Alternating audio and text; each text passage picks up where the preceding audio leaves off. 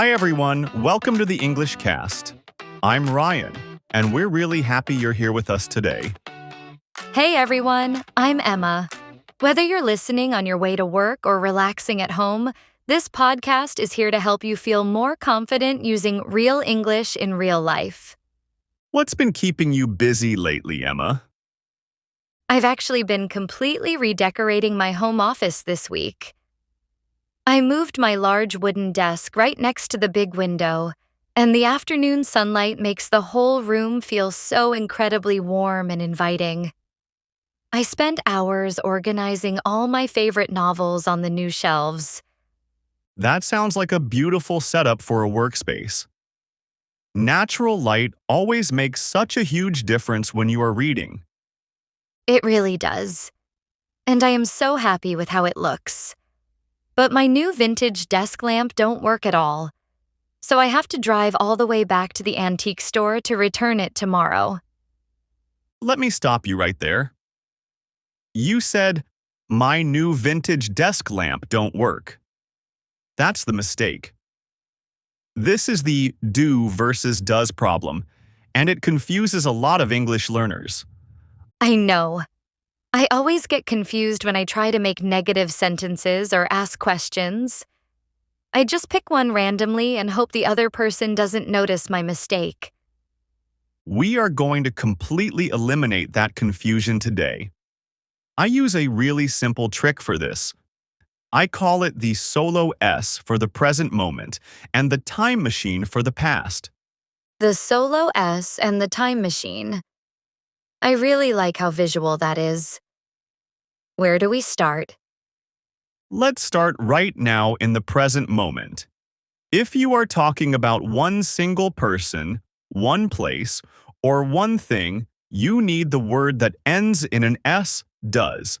I see what you mean. Because does literally has an S at the end, it matches the solo S rule. So, my desk lamp is just one single object. My desk lamp doesn't work. You nailed it. You match the single object with the S. Now, if you have a group of things, more than one, you switch to do. Let me try applying that to my office. The light bulbs are a group.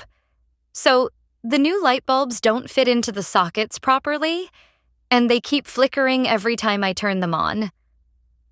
That is a wonderful example, and you painted a very clear picture of the problem. Single gets does, and a group gets do. But what about when I talk about myself? I am just one person sitting here. Do I say I doesn't like the new lamp? That is the one major exception you have to memorize. The words I and you are VIP words in English. They always ignore the solo S rule and act like a group. You always use do. That makes total sense. I don't like the lamp, and you don't like the flickering lights. That feels much more natural to say out loud. I agree. It flows beautifully. Now, let's talk about the biggest trap learners fall into. Tell me about your brother. Tell me he dislikes the new office layout. My brother is a single person, so I use the solo S. My brother doesn't like the new office layout. I hear that exact phrasing all the time from students. But you just put the S in the sentence twice. Wait, did I? You said doesn't, and you said likes. The helper word doesn't already carries the S for the sentence. You never need to do the work twice. So if I use doesn't, I don't need to change the main action word at all? The helper word does all the heavy lifting for me? That is exactly how it works. You just use the basic, original action word. Oh, that's why I keep making this mistake. I was trying to put an S on everything just to be safe. So it should just be, my brother doesn't like the new office. That is absolutely correct. The helper word takes the grammar, and the main action stays simple. He doesn't like the office. The lamp doesn't work. That takes so much pressure off my brain. I don't have to conjugate two words in the same sentence. Exactly. Now let's talk about the time machine. When you are talking about history, English becomes incredibly easy. We throw away do and does completely, and everyone gets did. I love when the rules disappear. So if I am talking about yesterday, I just use did for single things, groups, and myself. Every single time. There are no exceptions in the past. I didn't finish organizing my books last night because I was too tired. The delivery guys didn't bring the right chair either. Both of those sentences are flawless. You used the time machine perfectly, and you remembered not to change the main action words. Because didn't is the helper word. It does the work, so I just say didn't finish and didn't bring. This is actually starting to feel like a fun puzzle. It really is a simple system once you see the pattern. We use these exact same three words to ask questions. You just grab do, does, or did, and place it at the very front of your sentence. Let me try to build a question. If I want to ask about your daily routine. Do you drink coffee in the mornings? Yes, I do. Notice how I answered that? You gave a really short answer. You didn't repeat the whole phrase about drinking coffee. Native speakers prefer short, fast answers. We just mirror the first word of your question back to you. It keeps the conversation from sounding like a textbook. Let me try asking something in the past. Did the heavy rain ruin your plans for Saturday? No, it didn't. We stayed inside and watched a great documentary while the storm passed over the city. I really like how fast that makes the conversation feel. It takes away all the anxiety of building a huge sentence to reply. It definitely keeps the rhythm smooth. Let's practice a question about a single person.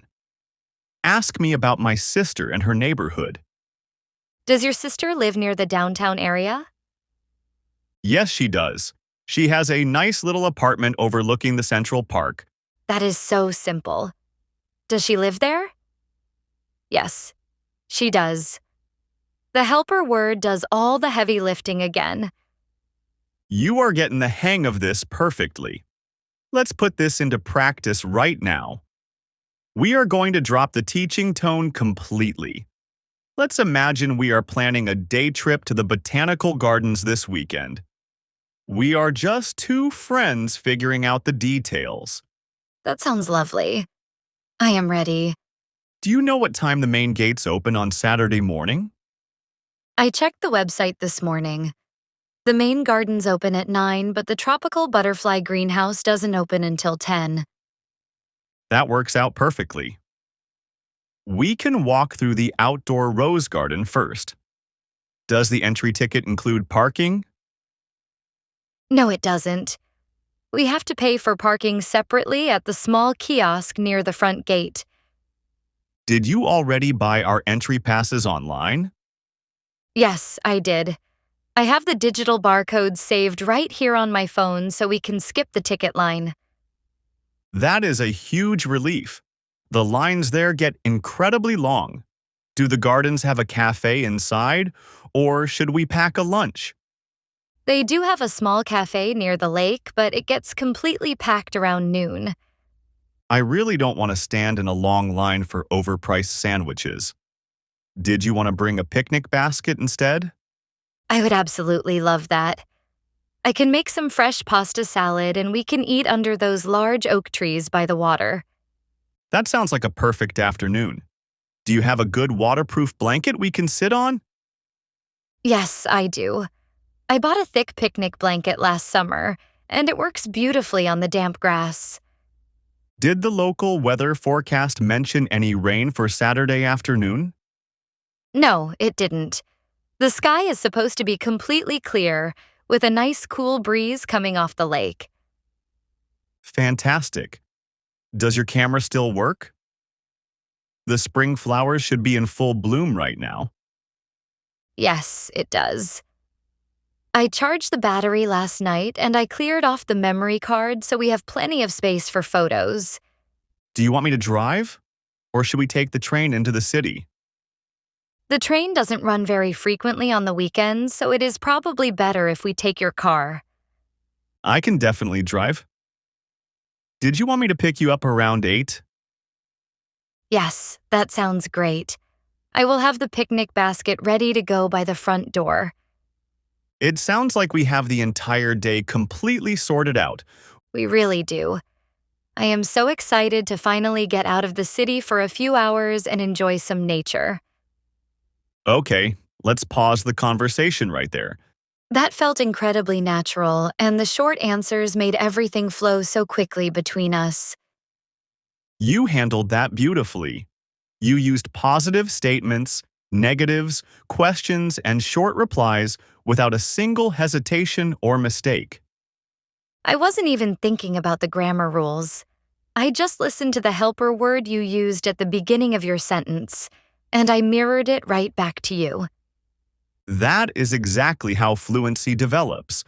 You internalize the pattern, you stop translating every single word, and your brain just takes over the rhythm.